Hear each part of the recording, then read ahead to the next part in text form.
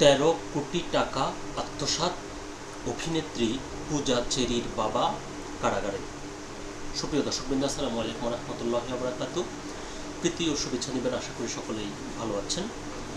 বাংলা চলচ্চিত্রের খুবই সুপরিচিত চিত্রনায়িকা পূজা চেরির বাবাকে 13 কোটি টাকা অর্থ আত্মসাতের অভিযোগে একটি মামলার প্রেক্ষিতে কারাগারে নেওয়া হয়েছে। আসলে ঘটনাটা কি ঘটেছে বা কি হয়েছে তার সাথে, এ নিয়ে মানবজমিন পত্রিকায় একটি প্রতিবেদন প্রকাশিত হয়েছে এই শিরোনামে। চলুন দেখি খবরটির বিস্তারিত কি লিখেছে। সিনেমা নির্মাণের নামে 13 কোটি টাকার বেশি আত্মসাতের অভিযোগে গ্রেপ্তার হয়েছেন চিত্রনায়িকা পূজা চেরির বাবা দেবু প্রসাদ রায়। শনিবার 18 এপ্রিল মিজানুর রহমানের করা প্রতারণার মামলায় তাকে গ্রেপ্তার করে পুলিশ। খবরটি নিশ্চিত করেছেন ক্যান্টনমেন্ট থানার ওসি রাকিবুল হাসান। জানা গেছে, গ্রেপ্তারের পর পূজা চেরির বাবাকে কারাগারে পাঠিয়েছে আদালত।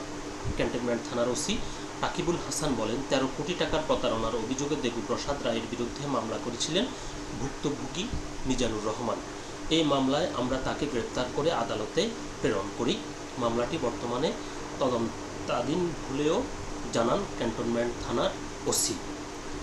মামলার এজাহার সূত্রে জানা যায়, চলচ্চিত্র প্রযোজনার ব্যবসার কথা বলে ভুক্তভোগী ও তার বন্ধু মিজানুর রহমানের কাছ থেকে 2019 সালের 15 সেপ্টেম্বর সকাল আনুমানিক 10টার দিকে ক্যান্টনমেন্ট থানাধীন পশ্চিম মাটিকাটার বাসায় এসে দেবু প্রসাদ রায় নগদ 5,50,00,000 টাকা ধার হিসেবে গ্রহণ করেন। পরে একই ব্যবসার কথা বলে স্ট্যান্ডার্ড ব্যাংক লিমিটেডের মাধ্যমে আরও 50 লাখ এবং 2024 সালের 15 মে 100 টাকার 3টি নন জুডিশিয়াল স্ট্যাম্প সম্পাদনের মাধ্যমে নগদ 6 কোটি টাকা গ্রহণ করেন। এছাড়া বিভিন্ন সময়ে বিকাশ, নগদ ও রকেটের একাধিক নম্বরে মোট 1,20,00,000 টাকা পাঠানো হয়। সর্বশেষ 2026 সালের 30 মার্চ বিকেল 3টার দিকে অভিযুক্তের অনুরোধে আরও 10,200 টাকা বিকাশে পাঠান তিনি। ভুক্তভোগীর দাবি, দীর্ঘদিন পার হলেও অভিযুক্ত কোনো টাকা ফেরত দেননি। টাকা চাইলে নানা ধরনের তালবাহানা করেন এবং পরে হুমকি দিতে থাকেন। এতে তার সরল বিশ্বাসের সুযোগ নিয়ে মোট 13,20,10,200 টাকা আত্মসাৎ করা হয়েছে বলে অভিযোগ করেন তিনি। পূজা চেরির পরিচিত ও পূর্ব সম্পর্কের কারণে টাকা দেওয়ার বিষয়টি জানিয়ে অভিযোগকারী মিজানুর রহমান বলেন, আমি আমার অভিযোগের কথা থানায় জানিয়ে মামলা করেছি, বাকিটা আদালতে গিয়ে কথা বলবো। তো বিষয়টি যেহেতু পূজা চেরির বাবার সাথে ঘটনাটি ঘটেছে, এখন এই বিষয়টি নিয়ে পূজা চেরি কী বলছেন, তার বক্তব্য কী, সাংবাদিকরা পূজা চেরিকেও প্রশ্ন করেছেন। তো চলুন দেখি তার বক্তব্য।